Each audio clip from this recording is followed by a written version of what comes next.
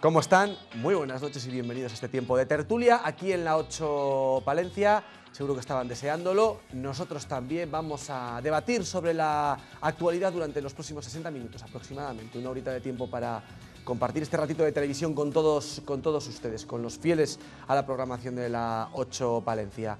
Como siempre hay tres protagonistas, tres contertulios de nuestro listado de colaboradores que participan hoy en esta mesa de debate, en este caso los elegidos. Pues paso a presentárselos a continuación. ¿Cómo está Gonzalo Ibáñez? Muy buenas noches. Muy buenas noches, Álvaro. ¿Cómo está? Los elegidos suena... Los elegidos, ¿cómo suena? A película bueno, de Oscar. Los contertulios saben que tenemos un listado, bueno, pues largo, amplio, variado de contertulios. Pues bueno, vamos tirando un poquito de ellos cada semana y esta semana pues está usted entre los elegidos, Gonzalo. Bienvenido. Muy bien. Bienvenido. Javier Gonzalo, ¿cómo está? Muy buenas noches. Buenas noches aquí, entre los elegidos de hoy también. Entre los elegidos también. ¿Todo bien, Javier? Bien, bien. Bueno, pues bienvenido también. Y aunque acatarrado y con una voz un poco así profunda, grave, pero no impostada, es por la situación, Txomin Pérez, que viene acatarrado hoy. No, ya empezamos a estar bien. Ah, bueno, yo pensaba que la voz iba a estar bastante peor. No, cuando hemos hablado el miércoles tenía una voz fea, y ayer por la mañana estaba muy averiado. Pero vamos remontando. Bueno, es tiempo de catarros y de gripes. Sí, vamos echando a los mocos a otro sitio. Bienvenido también, Txomin, bienvenidos a los tres. Por supuesto a ustedes, gracias por estar ahí, por acompañarnos hoy a debatir sobre la mesa, pues bueno, pues estos temas que van a ver a continuación.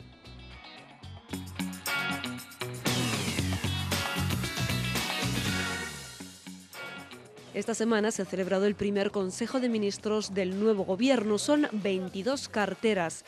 El jefe del Ejecutivo va a seguir rodeado de sus fieles en Ferraz y a ellos se unen Salvador Illa en Sanidad, Arantxa González Laya en Exteriores, José Luis Escrivá es el nuevo ministro de Seguridad Social, Inclusión y Migraciones, José Manuel Rodríguez Uribes en Cultura y Deportes, Carolina Darrias en Política Territorial y Juan Carlos Campo en Justicia. Pablo Iglesias, por su parte, va a encabezar la delegación morada. Junto a él, que por cierto va a ser vicepresidente, estarán Irene Montero como ministra de Igualdad, Yolanda Díaz como ministra de Trabajo, Alberto Garzón como titular en la cartera de Consumo de Nueva Creación y Manuel Castells de Universidades. En el Ejecutivo habrá 4 vicepresidencias y ya se han tomado las primeras medidas. Va a caminar en una única dirección, hablará con varias voces, pero siempre con una misma palabra.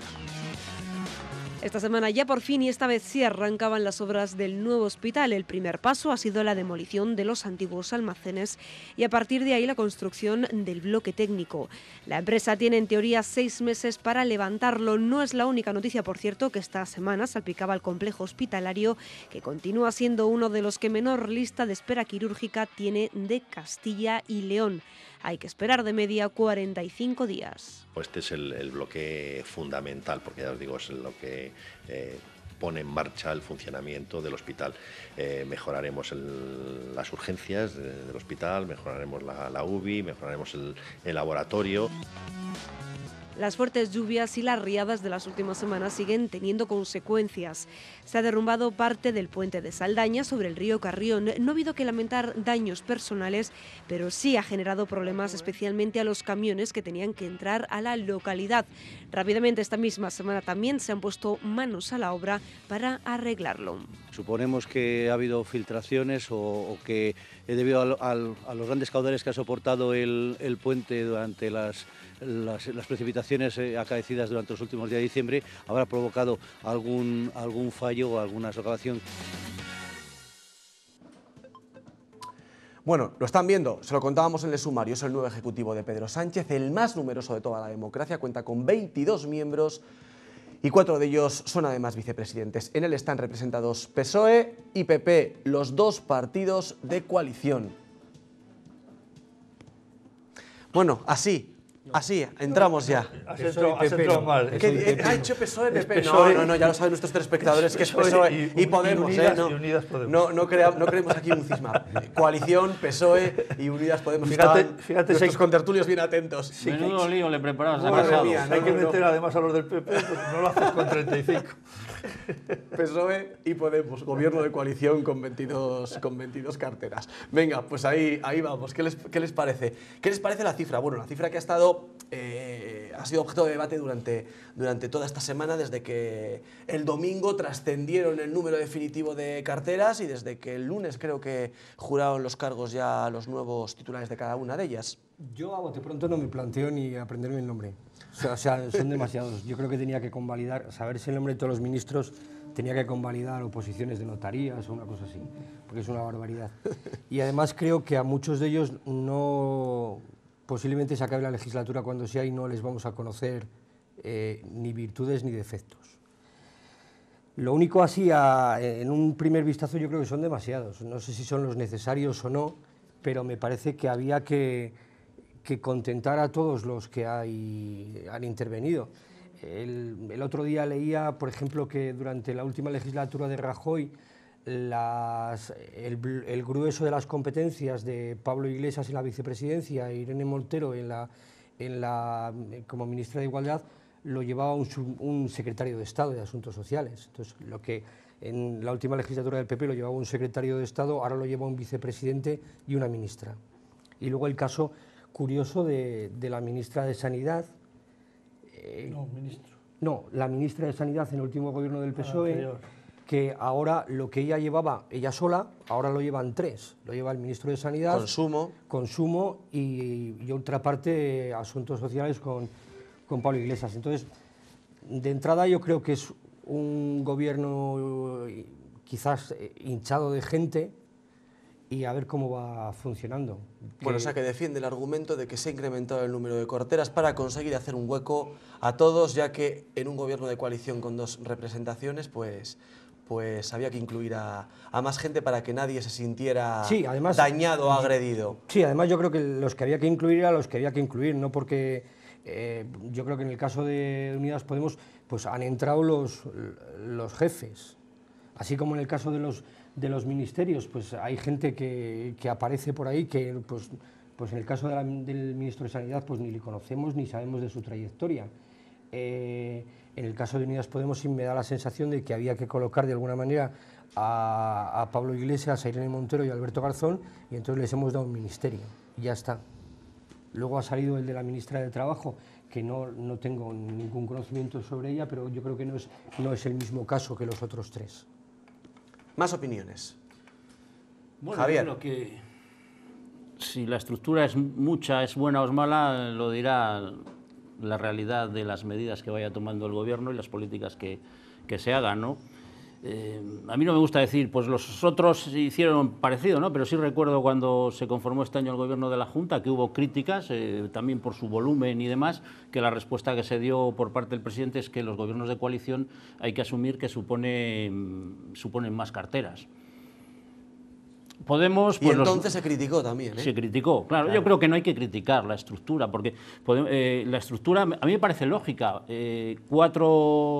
Cuatro vicepresidencias de las que luego cuelgan, desde mi punto de vista, distintos ministerios, pero 4 vicepresidencias, sobre todo 3, que están pensadas para los temas o retos fundamentales que tiene en estos momentos el país, ¿no? Los derechos sociales, la Agenda 2030, que es la de Pablo Iglesias, economía y transformación digital. Me parece que la transformación digital es jugarse el futuro del país en esta década, por lo que supone en materia de trabajo, de tipo de sociedad, etcétera, y la otra, la transición ecológica y reto demográfico, pues yo creo que son 2 temas fundamentales. La transición ecológica y transición energética, porque nos guste o no, lo neguemos o no, desde la Unión Europea y todos ya ven que hay que abandonar determinadas energías y apostar por otras, y el reto demográfico pues no lo vamos a decir aquí en Palencia. Por lo tanto, la estructura a mí me parece lógica. Lo que me importa es a partir de ahora. Yo creo que el gobierno lo que creo que está haciendo desde el primer momento es ponerse a tomar decisiones. No puede estar pendiente ni un segundo en las críticas que vengan de los partidos que no apostaron por este gobierno, y simplemente ir sacando adelante las medidas que debe sacar, que es el programa que ha pactado, con un corsé muy estrecho, que por una parte es los requerimientos económicos de la Unión Europea y por otra parte las mayorías parlamentarias.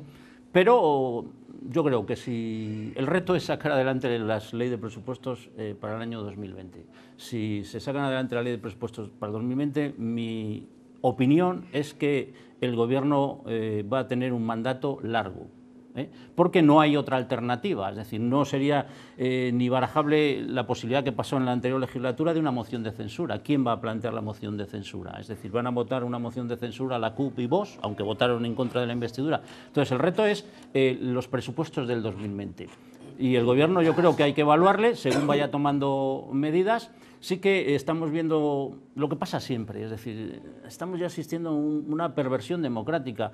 Las comunidades autónomas y los ayuntamientos yo creo que no se crearon para hacer oposición al Gobierno del Estado. Ojo, esté quien esté en el Gobierno del Estado y esté quien esté en las comunidades autónomas y en los ayuntamientos. Es decir, lo que vimos aquí en el Ayuntamiento de Palencia ayer, a mí me parece que eso, como palentino, me preocupa muy poco, más en esta ciudad y esta provincia que se nos muere poco a poco. Es decir, una moción que se debatió en pleno municipal, pues bueno, para abordar una reprobación al Gobierno o instar a que el Ayuntamiento, pues bueno, unidad de España, el concepto de nacionalismo, el apoyo de los independentistas al Gobierno en forma de abstención, fue lo que se debatió. Por las palabras que yo he oído de Pablo Casado, incluso del presidente de la Junta, decir que ellos van a ser el dique de contención al Gobierno de España. Mire usted tiene sus competencias en sanidad, en educación, competencias que son la vida de los ciudadanos, lo fundamental, dedíquese a aplicar esas competencias. Evidentemente, si el Gobierno del Estado tiene apoyos suficientes para cambiar la ley de educación, pues usted que ejecuta la política educativa tendrá que sujetarse a la nueva ley.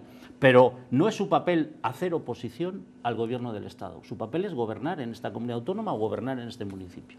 Después hablaremos de las primeras medidas, porque ya se han celebrado los consejos de ministros. Gonzalo, ¿qué opinión le parece? Bueno, pues lo primero es que es verdad que cuando hay un gobierno de coalición, pues evidentemente los consejos son más hinchados, son más gente, pero a mí me da la sensación, viendo un poco los ministros de otras, viendo los 40 años atrás de la democracia en España, los ministros, vicepresidencias que ha habido y comparado con otros países europeos, evidentemente me parece un número exagerado y me parece que sobran, para mi gusto, media docena de ministerios, así de claro. El otro día repasaban algunos gobiernos de coalición en otros países de la Unión Europea donde también hay acuerdos entre varios partidos y tampoco esas cifras se alcanzaban en ningún país europeo, incluso con muchísimos más habitantes, ¿no? Dicho eso, pues tenemos gobierno, tienen un pacto, tienen un programa, vamos a ver cómo lo desarrollan, ¿no? Yo creo que hay que ver cómo lo desarrollan y digamos, las cosas que pueden distorsionar y hacer descarrilar ese programa, cómo va, ¿no? Sobre todo el tema catalán, que me parece que es importantísimo, porque el apoyo de los nacionalistas en este gobierno pues es importante, muy importante, y puede que simplemente esa coalición pues no sea lo suficiente como para que saquen las cosas y su programa bien, ¿no? Pero bueno, que si les va bien, nos irá bien a todos. Bueno, el nuevo gobierno de coalición celebraba este martes su primer Consejo de Ministros. Como primera medida, el Ejecutivo de Pedro Sánchez ha aprobado la subida de las pensiones, un 0,9% para este año, que beneficiará a casi 10 millones de personas en todo el conjunto del país. Primer Consejo de Ministros del nuevo Ejecutivo y primera asignatura pendiente aprobada. Las pensiones subirán este 2020 un 0,9%. Es el aumento que, a la espera de que se formara gobierno, quedó en el aire el pasado año. Este Gobierno cumple así con un compromiso de garantizar que los pensionistas no pierdan poder adquisitivo. Esta revalorización la notarán casi 10 millones de pensionistas y tendrá carácter retroactivo al 1 de enero de 2020. En caso de que la inflación supere el incremento del 0,9% previsto, pues los pagos a los pensionistas recibirán, o los pensionistas, mejor dicho, recibirán en un único pago antes de abril del año 2021 la diferencia. Es la medida más llamativa adoptada en esta primera reunión del segundo ejecutivo más numeroso de la democracia, donde se ha aprobado también que Octavio Granado deje de ser secretario de Estado de la Seguridad Social. El Consejo de Ministros se reunirá otra vez este viernes, aunque a partir de ahora cambiará de día, a principios de semana, los martes. En esta carta, el presidente del Gobierno se lo ha comunicado a sus ministros, a quienes recuerda que forman un gobierno plural, pero advierte con el mismo mensaje. Sánchez dice que España necesita un ejecutivo de acción y les pide a los suyos que no caigan en el griterío y la discordia. Bueno, primer Consejo de Ministros el martes, hoy se ha celebrado también Consejo de Ministros con dos medidas también polémicas sobre la mesa, el famoso PIN parental que ha estado presente y sobre el cual el Gobierno quiere actuar eliminándolo en las comunidades autónomas donde así se está imponiendo. Y por otro lado, también se ha dado el visto bueno a la apertura de delegaciones de la Generalitat de Cataluña fuera de España. Es una decisión que sorprendía porque en la anterior etapa se hacía todo lo contrario, vigilar y mucho su funcionamiento e incluso intentar cerrarlas, ponerlas un candado. Bueno, esas son las medidas inmediatas que ha puesto sobre la mesa el nuevo Gobierno. El tema de las pensiones era muy previsible, ¿no? que así lo hiciera, ¿no? Era un anuncio, un compromiso, ¿no? Sí, lo que pasa es que un Gobierno en funciones no podía tomar esa medida. Así era, por mucho que se dijo lo contrario, ¿no? Pero del tema de las pensiones es importante que se haya cumplido con el compromiso de subirlo, pero es mucho más importante que sin dilación se vuelva a reunir el Pacto de Toledo y se empiece a debatir sobre el futuro de las pensiones y los ingresos del sistema de pensiones, porque estamos en un déficit que no se puede sostener en el tiempo y hay que arreglar los ingresos del sistema.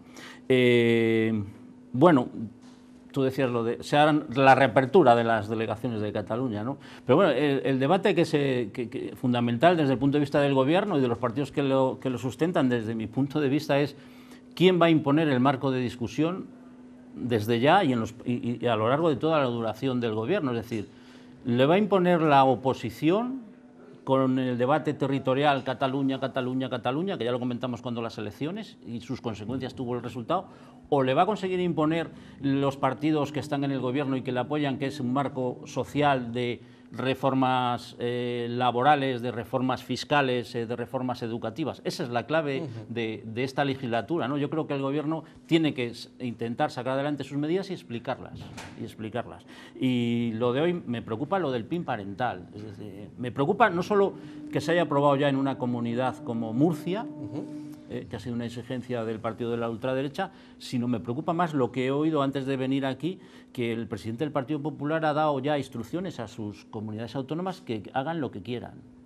Me parece que es poco responsable desde el punto de vista de un partido que ha gobernado este país y que aspira a gobernar. Con el PIN parental, Javier, para la gente que nos esté escuchando, un documento que tendrán que firmar los padres en los colegios, si es que no quieren que sus hijos, los alumnos de esos centros, entre comillas, sean adoctrinados en algún asunto pues, relativo, por ejemplo, a la educación sexual, al machismo, etcétera, etcétera, etcétera, ¿no? Que algunos consideran que puede ser un adoctrinamiento, ¿no? Desde las aulas. Bueno, ese es el debate, por esas ¿no? materias que son graves, pero se puede acabar en otras. Es decir, es quitar a los maestros, figura de referencia en toda sociedad, quitar a los maestros su capacidad de desarrollar en las clases. Ya se han manifestado los colectivos de educadores, ¿no? que se les está obviando y que se está cuestionando su Bueno, labor. Por terminar, creo que la situación será quién marque, valga la redundancia, el marco de discusión de la legislatura.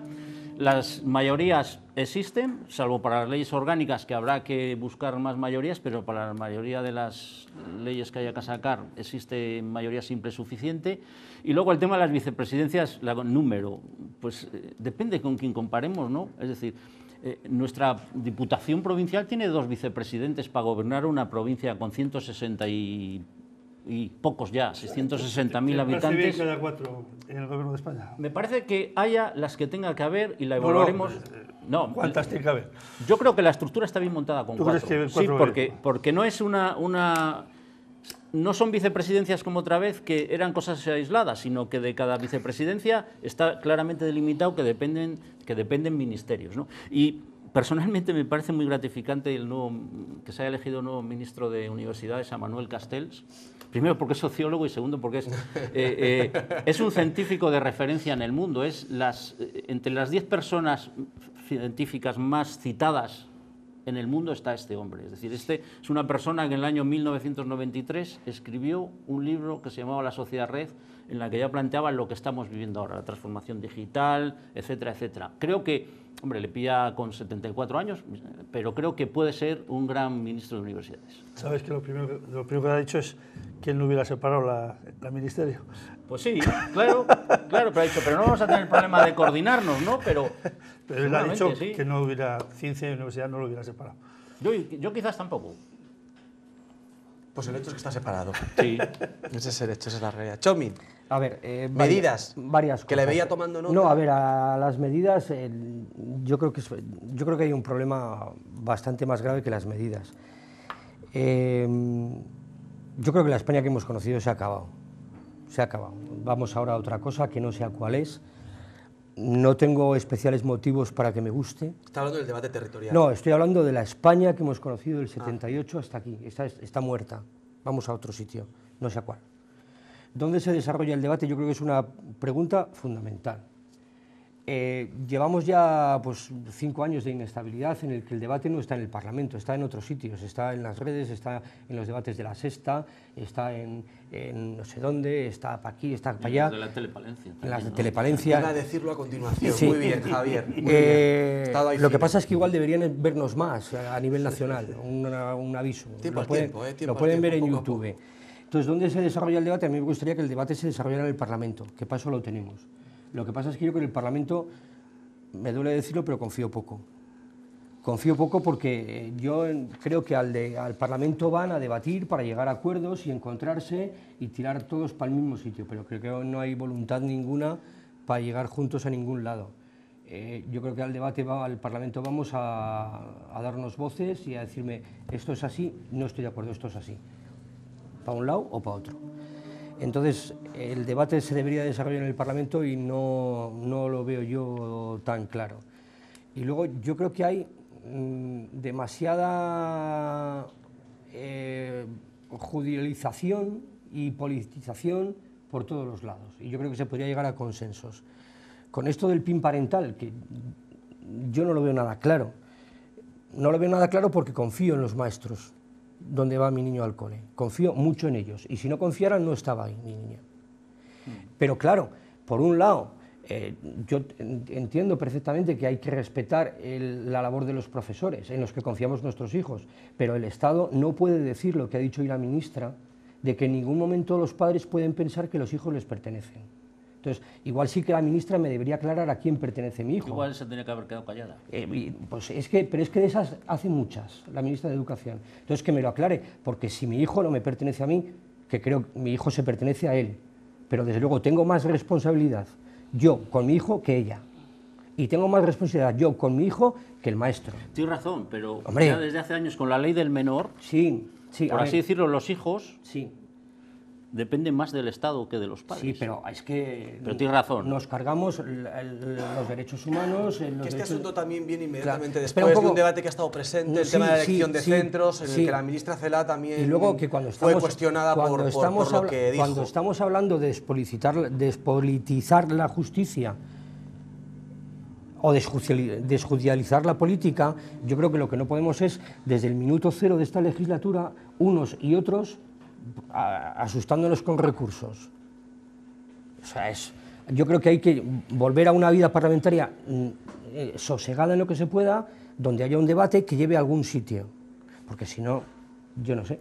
Esto ya lo vivimos en el periodo 2004-2008, perdona, Gonzalo. Sí, nada, tranquilo. Esta es otra ola de crispación. Ya se vivió en aquel momento. Lo que yo no entiendo es que desde el Partido Popular se vuelva a la misma dinámica cuando el 2004-2008 no le vino bien la ola de crispación. Porque en el 2008 el gobierno de Zapatero en aquel momento sacó más votos. Pero ya lo hemos vivido, ¿eh? Pero había dos partidos. El nombre de la semana, y sin cambiar de tema, ¿cuál podría haber sido? ¿A nivel de decisiones del gobierno? La fiscal. Pues efectivamente, ahí vamos.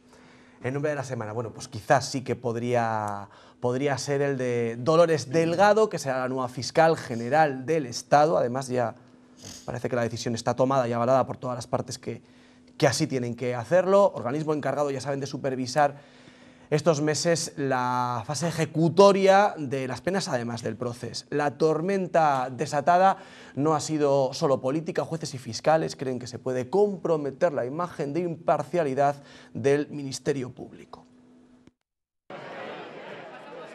De ministra de Justicia a fiscal general del Estado. Allá donde esté, siempre estará en el horizonte de mi vida profesional las víctimas. Son las únicas palabras sobre su futuro que Dolores Delgado ha pronunciado este lunes en el relevo en su ministerio, al que llegaba en 2018 tras 25 años en la Audiencia Nacional. Como ministra, entre otras cosas, será recordada por varias polémicas, como su aparición en unas conversaciones pasadas con el controvertido excomisario Villarejo. Nadie nos va a chantajear. Así respondía cuando la oposición pedía su dimisión. En la Fiscalía reemplazará a María José Segarra, quien en su día no modificó la petición de rebelión en el juicio del procés. Un golpe de Estado. La propuesta de Delgado llega después del anuncio de desjudicializar el conflicto catalán por parte de Pedro Sánchez, quien hace 2 meses... ¿La Fiscalía de quién depende? ¿De quién depende? Sí, depende del gobierno. Pues ya está. Palabras que este lunes, como crítica, ha recordado la principal asociación de fiscales. Un aviso a los fiscales de que el gobierno, tal como decía Pedro Sánchez, era quien dominaba la fiscalía. El PP, por su parte, anuncia medidas. Vamos a recurrir este nombramiento porque, en nuestra opinión, vulnera el estatuto orgánico en el que consagra la independencia. Para encontrar otro caso parecido, tendríamos que mirar a Felipe González con Javier Moscoso, aunque él no era ministro de Justicia, sino de Presidencia. Bueno, la politización de la justicia, que también estuvo no hace tanto tiempo de actualidad, por aquellos famosos WhatsApps en el grupo del Partido Popular del Senado, en el que el señor Cosidó hablaba del control del Poder Judicial. Entonces la que se lió fue parda, ¿no? Como se dice de forma coloquial, pues bueno, pues similar a la que se está liando con esta elección, cuanto menos, pues no sé, cuestionada, ¿no? Sí, bueno, Gonzalo, cuestionada. Yo siempre recuerdo al fiscal del Estado, no recuerdo ninguna vez que le hayan puesto y no haya protestado el demás partido, ¿eh? Es verdad que da la sensación de que chirría un poco, pero bueno, ayer se ha reunido el Consejo General que ha habido mucha disensión y ha habido 12 a favor y 6 en contra. He leído en un artículo que de los que han votado a favor eran los que habían sido propuestos por un partido y los del otro por el otro. O sea, realmente el empaque y el peso que tiene la política en este tema del juicio de los jueces es muy importante, ¿no? La carrera fiscal y toda esta gente no lo ha visto muy bien y el nombramiento de esto. Pero bueno, sí que es verdad que hemos visto que ya el partido de la coalición parece que ya no le disgusta, ¿eh? A Unidas Podemos antes le chirriaba mucho, ahora parece que es de los suyos. Y vuelvo un poco a lo que hablábamos antes de la legislatura. Hablabas de la legislatura que vamos a ver si va adelante.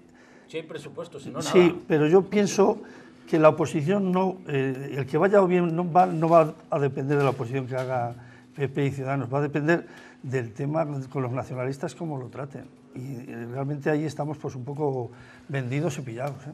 Sí, está es claro. mi sensación, ¿eh? No va a haber lo que se llama geometría variable, no va a haber votaciones en las que coincidan el PP y el PSOE. Aquí todas las votaciones se van a sacar adelante con los del apoyo. Sí, ya del apoyo, pero no vale solo PSOE Unidas Podemos, ¿eh? No, con los del apoyo. Los del apoyo del sí pero esto y los del apoyo de la abstención para cuando se necesite leyes orgánicas 176. Eso está claro, eso está claro. Lo de la fiscal. Si Dolores Delgado la hubieran nombrado fiscal antes que ser ministra, yo creo que no hubiera habido discusión, porque su currículum como fiscal es intachable. Es decir, tiene 25 años dentro de la carrera, ha sido fiscal contra el terrorismo islámico, con enorme prestigio. El problema es que es un traslado en un día. En un día pasa de ser ministra a ser fiscal. Yo creo que obedece en parte a esa decisión que creo que tiene el gobierno de tomar medidas que sabe que van a ser contestadas, pero que las va a tomar. ¿Yo lo hubiera nombrado o no lo hubiera nombrado? Pues quizás igual no. Quizás igual no, pero es incuestionable su capacidad para ser fiscal general del Estado, por su perfil, por su trayectoria en la Fiscalía. Yo creo que eso también es incuestionable. Incluso por las polémicas de las que ha sido protagonista. Bueno, es que todos los fiscales, como decía... Han estado todos en las conversaciones de Villarejo. Tuvimos a un tal Maza, tuvimos a gente muy complicada, con fiscales generales del Estado, tuvimos a Manuel Moix, fiscal anticorrupción, que era aquel que le votaron en contra a todo el Consejo Fiscal porque estaba paralizando las investigaciones de un caso de corrupción en Madrid. O sea, hemos tenido... Y a mí me gustaría que me explicaran, no por qué la nombran a esta, sino por qué quitan a otra que han puesto hace 6 meses, que en teoría era una buena fiscal. En teoría, ¿eh? Y supongo que no habrá hecho nada que haya chirriado al PSOE, no lo sé. Me gustaría que me lo explicaran. A ver, yo creo que la respuesta la tiene el presidente del gobierno. Cuando le preguntan, ¿la fiscalía depende del gobierno? Pues ya está. Entonces, como pues ya está, pues voy a poner a alguien de mi absoluta confianza. ¿Y la que había no era? No, depende, pero ahora hay siempre. Espera, no, pero esta es de más confianza. Vamos, la tenía de ministra hasta hace 3 días. Yo creo que con la pelotera que se montó, a mí me llama la atención lo de Pablo Iglesias, con la pelotera que se montó con lo del caso Villarejo, aquellas conversaciones que eran pelín escandalosas, hablando de un compañero del Consejo de Ministros, etcétera, etcétera, pues que ahora nos las tragamos y ya está. Yo tenía mis dudas, pero una vez que el VAR de este asunto es el Consejo General del Poder Judicial. El VAR se equivoca muchas veces. No, espera un poco. Una vez que el VAR se manifiesta y dice que esta es válida, yo ya me callo la boca. Sí que me llama la atención que el Consejo General del Poder Judicial ha decidido no manifestarse sobre si es idónea o no. Entonces, yo creo que como también son fieles servidores de quien les ha nombrado, que es una de las desgracias de este país, la han nombrado, le han dado el ok, pero no queremos manifestarnos de si es idónea o no. Entonces, a mí eso me deja ahí el intríngulis. ¿Pero qué es la idoneidad? No, a ver... Perdona, también te voy a decir una cosa. Yo igual he hecho lo mismo porque Sánchez le va a nombrar sí o sí, porque esto era consultivo. Sí, es preceptivo, pero no es vinculante, claro. O sea Ha habido 2 votaciones que demuestran la situación mala de la democracia en España, desde mi punto de vista. Una es... No, dos recientes. Una es esta, de esa división en un órgano que tiene que evaluar si es idónea o no es idónea, decir, pues ya está, y otra es la de la Junta Electoral Central, que fue 7-6, con el asunto de si se tienen que seguir de diputados el Torra. Yo creo que eso demuestra que estamos en una situación de demasiada tensión y que hay que bajar un poco la tensión y dialogar todos. Y no hemos hablado que Jordi Cuixart ya tiene su primer permiso. Sí. Bueno, la ley penitenciaria. El mismo día que lo pidió. La ley penitenciaria.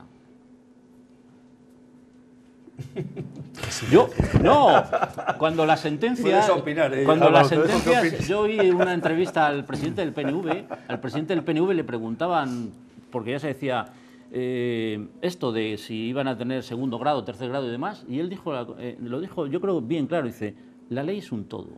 Se les ha condenado con la ley penal, y la ley penal, en su aspecto penitenciario, también contempla esas medidas de gracia. Por lo tanto, no vale que estamos de acuerdo con la sentencia, pero no estamos de acuerdo con lo que la ley posibilite luego de permisos de 3eros grados y demás.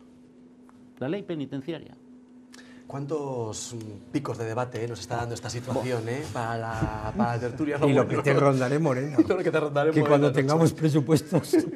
Bueno, ya sí, eso habrá y se pondrá sobre... Es que además con un presupuesto va a valer para 4 años. Porque si baja la tensión, otras elecciones. No, que con un presupuesto digamos 4 años. Lo prorrogamos y tira a millas. Bueno. Es de lo que se trata, de tener unos presupuestos. Después ya veremos. Una noticia esperada, aunque bueno, con algunos meses de retraso, las máquinas han llegado ya a la esplanada donde va a comenzarse el futuro nuevo hospital de Palencia. Se han resuelto, parece que esas discrepancias con la Unión Temporal de Empresas que se encarga de ejecutar esta obra y la Junta por una cuestión económica, y el proyecto parece que echa a andar. Finalmente el presupuesto para esta fase se ha fijado en 34,2 millones de euros. Esta zona que ven era el antiguo aparcamiento del Hospital Río Carrión de Palencia. Aquí es donde se va a construir los 3 edificios del bloque técnico del nuevo Hospital de Palencia. Las máquinas ya han comenzado a trabajar, hoy ya se veía actividad en la construcción del bloque técnico que debería estar terminado en mayo de 2021, un plazo que finalmente no se va a cumplir ya que las obras acumulan 6 meses de retraso. El bloque técnico albergará el conjunto de las especialidades médicas, entre otras los quirófanos, paritorios y la UCI.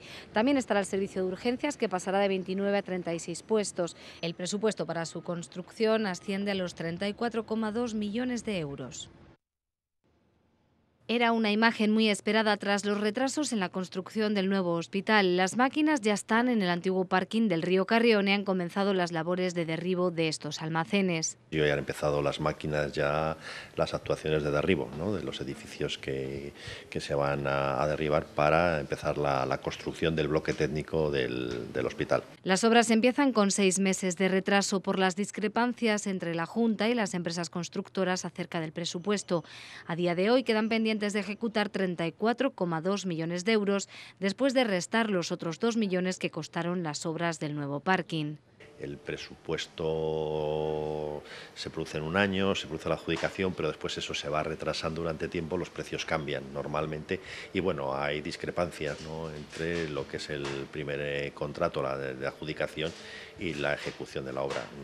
Bueno, pues son esos problemillas que siempre surgen y que, como he dicho, nos han creado muchísimos problemas, pero yo me quedo con lo importante es que hoy están ya las máquinas trabajando, que es lo que nos tenemos que quedar todos. El bloque técnico estará compuesto por 3 edificios donde estarán ubicados los laboratorios, quirófanos, paritorios y los servicios de digestivo y neumología, así como urgencias, que pasa de 29 a 36 puestos. Este es el bloque fundamental, porque ya os digo, es lo que pone en marcha el funcionamiento del hospital.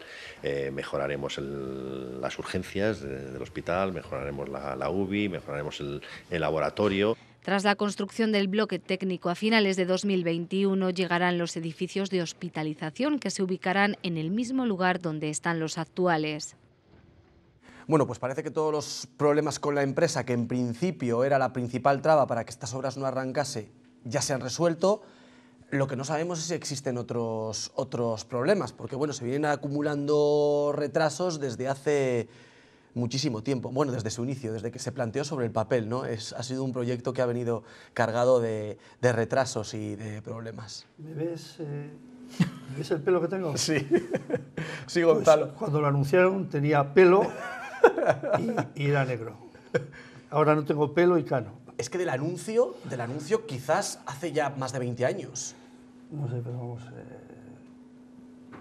es verdad que construir un hospital no es cualquier cosa y es complicado y sobre todo hace falta dinero, ¿no?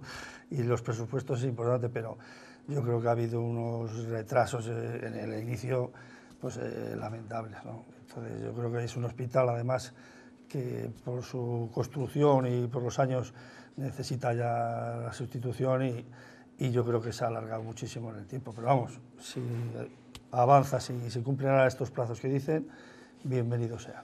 El problema es que si tiramos de historial y vemos a qué ritmo se están construyendo otros hospitales y otras capitales de provincia en Castilla y León, pues no podemos esperar que se vayan a cumplir los plazos. De hecho, fíjense, inicialmente estaba previsto que este primer bloque estuviera terminado en junio del año que viene y las obras en principio también acaban de comenzar, por lo menos ya hay máquinas. La realidad es esa, ¿no? La realidad es esa. Bueno, si hay máquinas, ¿no? Todos contentos.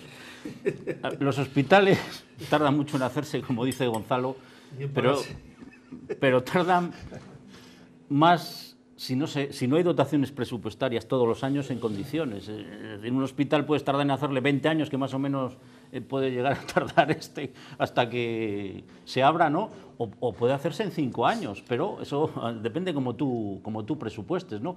Luego dices, es que en 40 meses, por lo que yo he estado leyendo para atrás, en 40 meses tenían que hacer el aparcamiento y el bloque técnico este. Bien, han pasado, desde que se inició el aparcamiento, han pasado ya unos cuantos meses, es decir, lo de los 40 ya nos olvidamos. Creo que irán 50 o los que y luego viene lo demás. Me parece que bienvenido que se ponga la obra, y yo 2 apuntes solo, que antes de la tertulia le preguntaba a Gonzalo, digo, oye, ¿el San Telmo va a seguir después o no va a seguir? Porque claro, lees que entre el San Telmo ahora mismo y el Hospital Río Carrión hay 495 camas y el nuevo tiene 497, mi pregunta es, ¿no pasará con el hospital como ha pasado con el parking? que se ha pensado pequeño. Es decir, Bueno, la regresión demográfica en la que estamos quiere decir que dentro de 20 años va a haber muchos más personas mayores de las que hay ahora. Pero menos personas también. Sí, pero más mayores que son las que utilizan más la sanidad. El nivel de ocupación de este hospital me parece que está en un 80 y tantos %. Entonces, yo creo que en eso mejor, han calculado bien y bueno, yo creo que con esa cifra, quitando picos, pues como ahora que el tema de la gripe y tal, habitualmente suelen ser suficientes. No había visto las imágenes de las máquinas y me ha dejado un poco así. Bueno, lo que están haciendo es derribando los edificios aledaños que estaban al lado de las actuales urgencias, porque en todas las esplanadas donde se va a construir este bloque técnico, que es el más importante, donde van quirófanos, urgencias, quiero decir que al final empiezas con 6 meses de retraso, pues te vas a dar un poco de maña, alegría, estás contento y ves el vídeo, que además han aparecido varias veces los mismos planos y hay 2 excavadoras y un señor. Entonces dices tú, pues así corremos poco. Entonces que es un poco desangeladito el inicio de la obra. Es decir, que no, dices tú... Son imágenes del martes, si no ha cambiado, igual hay que me parece que no, había 2 máquinas trabajando a pie de obra, 2 máquinas. Pues, igual nos hubiera hecho más ilusión ver allí un trajín de gente yendo para aquí y para allá, a ver si recuperábamos el tiempo, pero me va a decir que no. A mí me da miedo la obra pública. El otro día veía, creo que era en el informativo de las 7 Castellón, yo creo que era un puente en Cartagena o no sé dónde, un puente de Adif, que llevaba 3 meses parado, porque les faltaba el hormigón. O sea, que es una cosa que escasea en España, el hormigón, es un producto de lujo el hormigón. Y al final resulta pues, que esa obra pública, que en este caso era de Adif, pero me da lo mismo Adif que la Junta, que el Estado, pues que al final, por apaños, chanchullos y cosas que no se hacen bien, pues se retrasan por el motivo más bobo. Entonces, yo sí pediría que fuéramos muy... Faltaría el presupuesto. No sí, pero faltaría el hormigón, pero decimos, faltaría el presupuesto, pero decimos que falta el hormigón. Entonces, no tomes el pelo. ¿Cómo va a faltar hormigón? Pero es verdad, esa noticia trascendió así, además de esa forma, con ese titular. Entonces los vecinos estaban indignados porque decían, pero ¿qué nos estáis contando? ¿Que falta hormigón? ¿Qué tenemos que traer un saco de cemento y de arena a nosotros para hacer hormigón? Entonces, pues que se den maña y que corra un poco el aire y a ver si tenemos un hospital antes de que Gonzalo... Antes de que me jubile yo, sí, ¿verdad? Sí, suerte. Para que tenga... ¿Cuántos vas a tener en urgencias a mayores? Hay algún hueco más, me parece que pasan de 29 puestos a 36. Sí. Pues sería una grandísima noticia, que esos 36 tuvieran un lugar nuevo para trabajar. Bueno, hombre, y un local mejor dotado y vamos... Unas condiciones, un entorno de hecho, mejor. Ya la distribución, yo hace 3 o 4 años... me la han enseñado y he dado mi opinión de cómo distribuirlo, o sea, que todo esto está muy avanzado. Esto de los 6 meses ha sido un poco posterior, pero hace 4 o 5 años parece que iba a ser inminente también, que iba a empezar y todo se paró. Ha habido muchos momentos en los que las obras del hospital parece que iban a ser inminentes. Hace 4 años hemos estado sobre los planos, viendo disposición, dónde poner los aparatos, dónde poner, o sea, muy avanzado el tema y de repente después se paró hasta que ha dado el nuevo empujón. Espero que vaya más rápido que lo que se ha tardado en hacer la rotonda, que me parece a mí que han ido despacito. Y luego, igual también que yo creo que la gente ya es mayor y entiende, claro, que te diga la verdad, que te digan la verdad. Es decir, que si el retraso es porque tenemos un problema con no sé qué, pues te lo cuento, pero no me vendas motos de que falta hormigón, porque la gente dice, me estás tomando el pelo y crees que soy tonto. Entonces, yo creo que somos mayores ya. Entonces, si ha habido algún problema, pues dice, el problema es este, y pasa esto. Pero no me tomes el pelo. Vamos a ver los presupuestos que haga la Junta para el 2020, a ver qué partida recoge. A eso estamos esperando también. Será otro de los grandes momentos del año, ¿no? Esperar las financiaciones de las administraciones, lógicamente. Bueno, y sin cambiar de tema, esta semana también se han publicado las listas de espera hospitalarias. Valencia, entre comillas, sale bien parada, con 45 días de espera media para entrar en quirófano, si no me equivoco, que son 8 días más que el año anterior. En el conjunto de la comunidad las cosas no han ido tan bien. Las cifras se disparan, más de 29.200 pacientes y una demora superior a los 3 meses. Desde la vicepresidencia de la Junta de Castilla y León se dice que ahora se están dando datos reales. Solo en Salamanca hay casi 6.500 personas esperando para ser operadas. Es de nuevo el hospital con peores datos. Este año se han remitido mucha patología compleja, sobre todo desde Zamora y desde Ávila.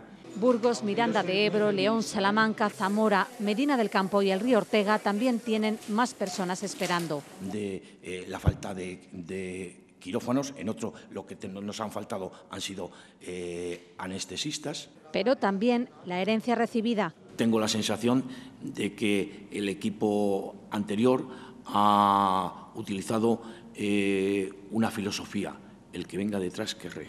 La Consejería de Sanidad trabaja para contabilizar estos registros de forma más clara. Lo hacen hospital por hospital para después tomar medidas. Forzar plantillas, a incrementar el número de quirófanos o actividad quirúrgica en actividad de tarde, especialmente en aquellos hospitales que tienen más problemas y más dificultades de plantilla. En los 14 hospitales de la comunidad se espera una media de 94 días. Son cifras similares a las de hace 4 años.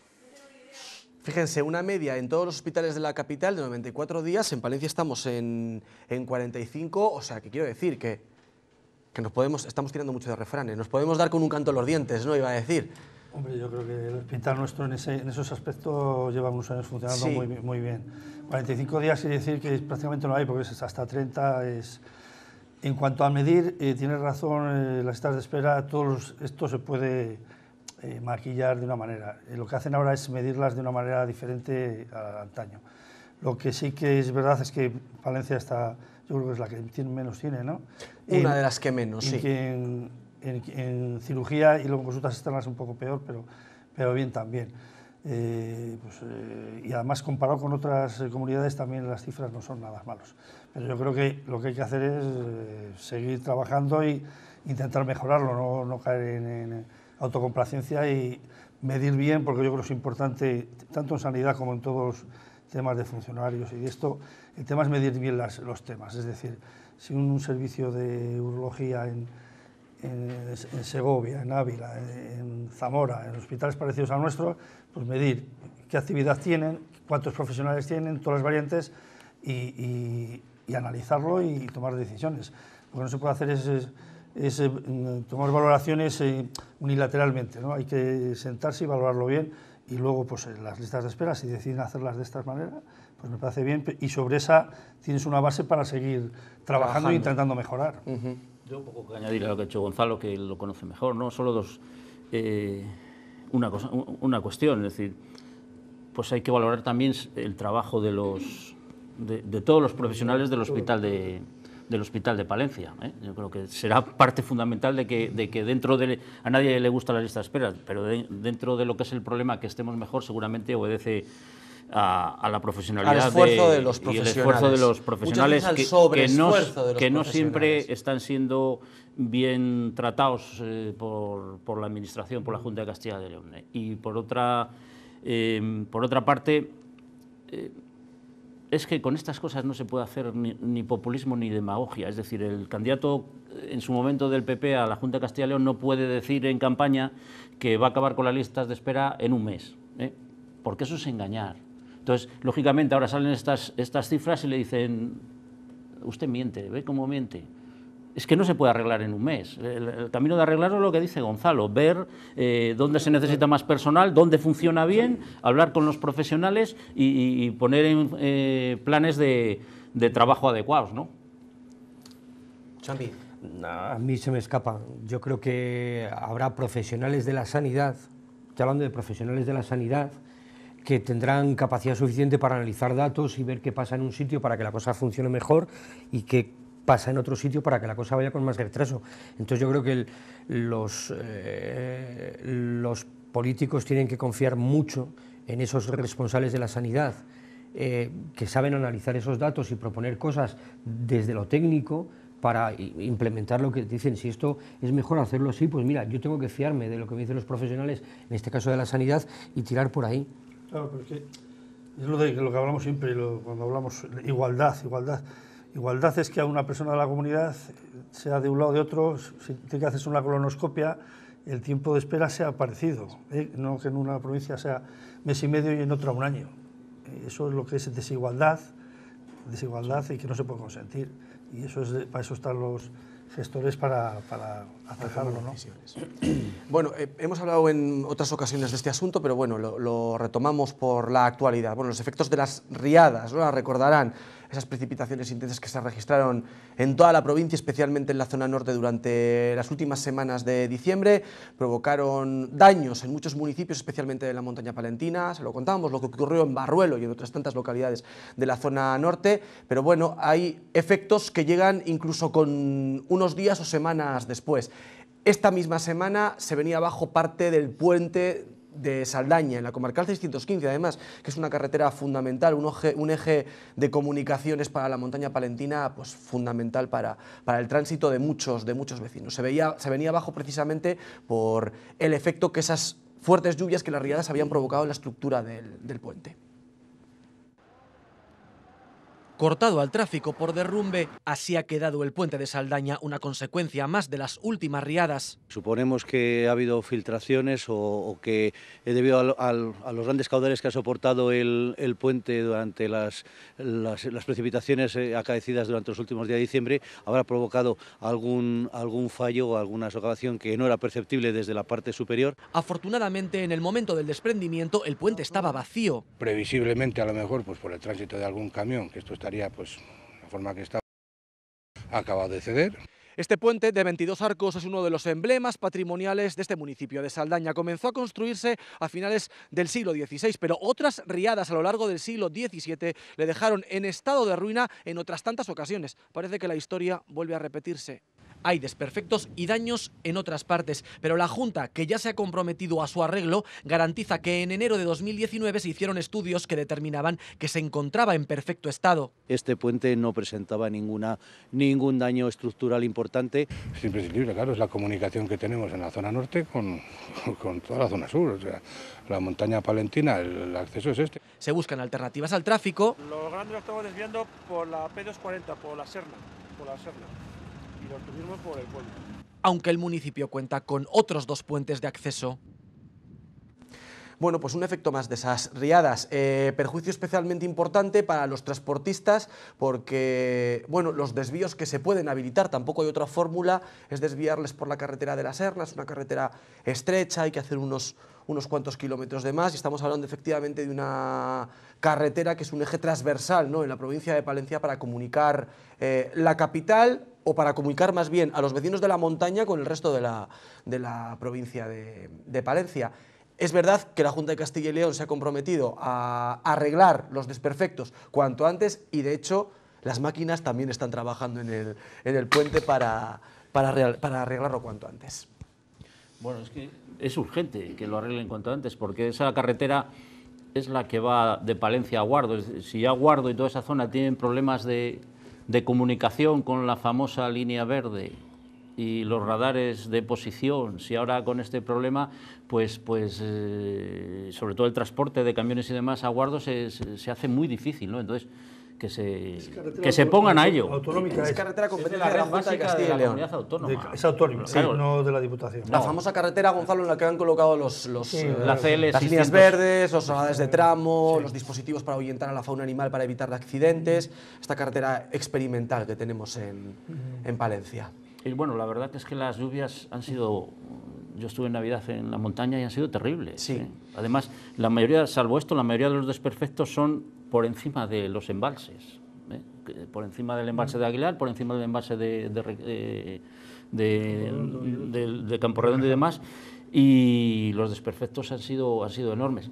No se puede pedir, yo entiendo que se haya criticado a la Confederación Hidrográfica del Duero, no se la pueden pedir milagros, yo he dicho alguna vez que no tiene medios humanos para eso, pero también hay que modernizar la Confederación Hidrográfica del Duero, modernizarla en su funcionamiento y hombre, que es que los cauces de los ríos están llenos por los dos lados de árboles en muy mal estado, que deberían ser cortados. ¿Qué pasa? Cuando hay unas lluvias de estas, se los lleva.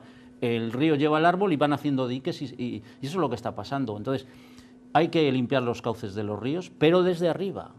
O sea, prácticamente desde su nacimiento. Ayer mismo han anunciado que iban a solicitar al Gobierno central pues, ayudas importantes para limpiar los cauces y riberas, sobre todo en las zonas más afectadas de todas las provincias donde ha habido, donde ha habido daños. A ver si, bueno, no evitarlos del todo, pero sí intentar que cuando haya riadas los efectos sean. Yo vi el pantano menores. de Requejada, que viene todo el Pisuerga del nacimiento del Pisuerga, estaba en su cabecera lleno de árboles, pero de árboles chopos y demás, de árboles de 20, 30 metros que estaban en el río en malas condiciones, y cuando hubo la crecida se les llevó. Eso no puede ser. Es decir, los árboles hay que mantener los que estén en buen estado y los que no perjudiquen o puedan ocasionar este tipo de problemas, ¿no? Y la Confederación es muy difícil, no da permisos, pone muchas trabas. Es un organismo que, dice un amigo mío, que es el único organismo de este país donde no ha llegado la democracia.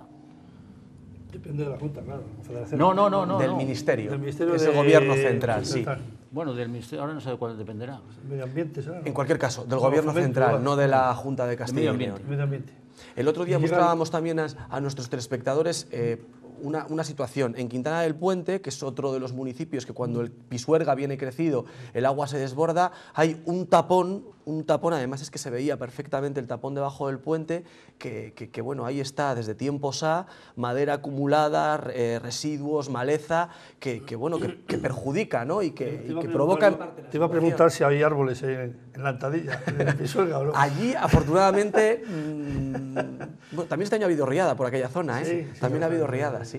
Pero bueno, no son daños comparables con lo que ha pasado en otros sitios. Y de todas maneras, yo creo que también tenemos determinadas estructuras que tienen sus años. Me acuerdo de este puente, del puente de Villamuriel, que no hace poco tuvo también una desgracia, y yo me acordaba de un domingo por la mañana que me llamas tú porque se ha caído toda la capilla entera en la iglesia de Grijota. Son edificios, este puente creo que era del 16, la capilla aquella de Grijota no sé de qué siglo sería, pero desde luego de ayer no era, y son estructuras que están bien y no les pasa nada hasta que les pasa, y se caen porque no avisan. Entonces yo imagino que el puente este tendría alguna delicadeza, que ha estado calladito el puente hasta que se ha caído. El puente de Saldaña nos contaban que, bueno, por determinadas situaciones a lo largo del siglo XVII, efectivamente es del siglo XVI, pero durante el siglo XVII ha habido riadas tan importantes como esta en Saldaña y el puente se decretó ruina en varias ocasiones, no una, en varias ocasiones. El puente se ha reconstruido en todas las circunstancias cuando han ocurrido este tipo de cosas, pero bueno, pues la naturaleza... No, que sí, que yo cuando le dio por y las últimas vigilancias de la Junta nos decían desde los servicios técnicos de Fomento aquí en Palencia que se habían hecho estudios en enero del año pasado y que el puente estaba entonces en perfecto estado. Aparentemente, si hubiera estado en perfecto estado, no... Pero vamos, que yo creo que tenemos que asumir que también que tenemos mucha estructura con muchos años, que el año que viene de llover mucho, pues se daña, y entonces puede ser que este año no se nos caiga algo, pero que dentro de 2 años se nos cae. Pero lo que está de caerse, se cae. Tenemos muchos puentes, afortunadamente, que hicieron los romanos. Pues gracias y que duran, ¿no? Yo no sé si es el caso de Salamanca, que está el puente romano y al lado hicieron un puente moderno y al final tuvieron que seguir manteniendo la circulación pesada y demás por el puente que hicieron los romanos, porque el otro no lo sostenía, ¿eh? Pero claro, este tiene pocos años, pero hay puentes de 2000 años. Entonces es lógico que puedan sufrir este tipo de situaciones, pero que lo arreglen rápido porque para la zona de Guardo es un problema a mayores del problema que ya tiene de incomunicación. Y luego lo de la Confederación, el otro día en una rueda de prensa del Ayuntamiento, que al final venía a decir el alcalde que el Ayuntamiento era el responsable de limpiar la parte... Es que esa es la última notificación que ha hecho la Confederación a los ayuntamientos, que los cauces en términos municipales son los ayuntamientos los que tienen que encargarse de la limpieza y de la gestión. Es que ahí hay muchas dudas. Automáticamente me marché a Población de Campos, que nunca le saludo y le saludo hoy. El Ucieza, a su paso por Población de Campos, es una continua de juncos del agua al lado, pero igual hay 30 metros de juncos que tapan el cauce. No se ve el agua, pero el agua está debajo. Entonces, no se le puede pedir al Ayuntamiento de Población de Campos que limpie eso porque no tiene ni medios, ni personal, ni manera de hacerlo. Esa norma es una estupidez. Es decir, porque no puedes parcelar el río. Es que además no me vas a dar permiso. Es que no les dan. Claro, entonces ¿qué hacemos? Tener el río tapado. Sí. Dice, es competencia tuya limpiar tu tramo de río. En algunos pueblos no hay ni gente para hacer, ¿no? Eso no es posible limpiarlo. Pero es que en el caso de que quisieras limpiarlo, pides permiso y en el mejor de los casos tardará meses. Pero es muy posible que no te den el permiso. Que hablando de daños de las lluvias, bueno, por ejemplo, en el municipio de Barruelo ya ha trascendido el montante de los daños, peritados, no son datos que el ayuntamiento del municipio se ha sacado de la chistera, ¿no? Son datos en base a estudios y a peritos que se han hecho de los daños que produjeron las lluvias. Se habla solo en Barruelo de 326.000, si no me equivoco, 326.000 euros, más los daños que se habían podido producir en otros municipios también de la zona norte, se hablaba de más de 700.000 euros de coste, ¿no? de los daños, y bueno, hay algunos municipios también, como es el caso de Barruelo, que ya ha anunciado que solicitará las ayudas de zona catastrófica, que fue algo que ya anunciaron en un inicio, pero bueno, que lo van a hacer de facto cuando tienen ya toda la documentación sobre la mesa. Ahí no vale mirar para otro lado, que tiene que decir que luego de este agua nos vamos a beneficiar todos, porque este año es posible que se pueda regar mejor, la agricultura pues igual lo va a ver con otra alegría. Lo mismo que de ese agua nos vamos a beneficiar todos, también de los daños que ha causado ese agua, a coquinar todos de manera solidaria, y no vale decir no. Ya veremos. O sea, yo creo que sí, que las administraciones, todas con más o menos competencia, en el caso de Barruelo y otros, la residencia, etcétera, etcétera, pues sin dilación tienen que ponerse a solucionarlo. O hacemos una vicepresidencia de confederaciones hidrográficas y ya está. Yo creo que hay que no eliminarlas, pero por lo menos cambiarlas el nombre y su funcionamiento, eso seguro. Hay aspectos que tocar, ¿no? De gestión, bueno, como en casi todo, ¿no? Y cuando ocurren cosas es cuando se ven los defectos, ¿no? Que es lo que pasa. Bueno, es que en los pueblos la confederación ya casi solo la conocen por las multas que ponen. Es que antes la confederación tenía trabajadores que limpiaban, que cortaban, pero como ha ido quedándose sin personal, ahora ya solo los conocen por las multas. Que si tiras el escombro a 7 metros del río, que si no sé qué, que si no sé cuál. Y no creo que sea su labor fundamental. Bueno, pues pendientes del tiempo. Por cierto, pendientes del tiempo ustedes también este fin de semana, que viene una borrasca. ¿Cómo la han denominado? ¿Gloria puede ser? Pero que es una dana de esas que llaman a... No. Al parecer, bueno, se esperan precipitaciones importantes en la montaña palentina, en la zona norte. ¿Con viento o qué? Estoy buscando el nombre, que quiero decírselo. Gloria, sí, Gloria se llama en esta ocasión. No puede ser muy mala. Precipitaciones en forma de nieve, de lluvia. Javier, a mí lo que me dijeron, Valentina, con solo mirar al cielo ya saben si va a nevar o no va a nevar, no les hace falta las predicciones. No. A mí me dijeron en mi pueblo este año en Navidad que las témporas habían quedado de sur. Quiere decir que... A ver, explique, que eso bueno, las témporas según haya soplado el viento el día 18, el 19 y el 21 de diciembre. 18, 19 y 21 de diciembre. Sales a las 12 de la noche a la puerta a casa y dices norte, sur. Si es de sur, puede nevar, pero lo normal es que nieve poco. Y si son de norte es cuando vienen los años de mucha nieve. Por lo tanto, hasta marzo las témporas parece ser que han quedado de sur. Y a partir de marzo... si pasa lo contrario, a mí que no me echen la culpa, que lo dice uno de mi pueblo. Esto es parecido a las cabañuelas, ¿no? Sí. Bueno, pues meteorología popular, que... Sí, hay otras en San Mateo, que te dice de septiembre a diciembre, así. O sea, que las témporas dicen que va a ser un invierno tranquilo en cuanto a nieves. De sur, ojo, que muchas veces el viento sur y el agua nos ha traído esto, O sea, que no va a haber nevadas como conocemos, pero... A mí los Reyes me trajeron un paraguas, que todavía no he estrenado. A ver, Vamos a ver, si hubieran venido unas semanitas antes, ¿verdad, Choco? Claro, pero que yo tengo ganas de estrenar mi paraguas. Yo con que no vuelvan las nieblas... Pues que llueva sin aire, sin viento. No, sí, claro, porque me va a durar poco el paraguas. Como venga con aire, la liamos. Que llueva despacito, pero que llueva. Bueno, más allá de la anécdota, que la DGT aconseja adelantar el sábado el regreso del fin de semana, así que muchísima precaución si van a utilizar el vehículo este fin de semana, porque bueno, el tiempo puede estar inestable en algunas zonas. En algunas zonas, ¿qué decimos? Gonzalo y yo trabajamos el fin de semana. Que trabajan, que no van a tener que moverse. Bueno, pues entonces de esa que se libran. Entonces, se acaba nuestro tiempo. Gonzalo Ibáñez, muchas gracias por compartir este ratito de televisión con nosotros. Gracias. Javier Gómez Calupa, gracias, muchas gracias. A vosotros. Y Chomín Pérez, gracias. Un placer. Bueno, yo creo que hemos hecho una buena tertulia, ha estado entretenida, nosotros nos lo hemos pasado bien, estoy convencido que todos ustedes desde sus casas también, así que hasta aquí, que pasen un feliz fin de semana, que tengan cuidado, como les decíamos, con el coche. y que, bueno, pues que sean felices y que disfruten. Adiós.